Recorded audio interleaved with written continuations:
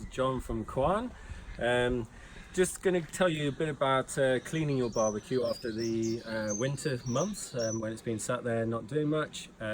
So yeah, I'm just going to talk you through exactly how to kind of clean it and get it ready for the summer months.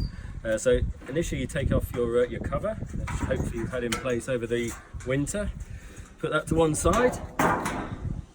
And then you take a wire brush. You can buy these from many kind of hardware stores, very cheap, ready to available. So yeah, you just take one of those, put it onto the end of your drill, and then away you go. You just need to basically get going along the puncture plate.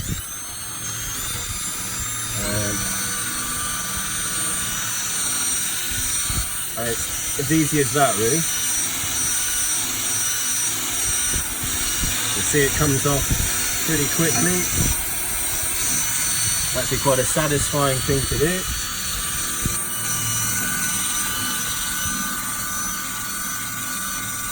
And you can see that it comes up quite nicely after literally kind of 30 seconds over the area.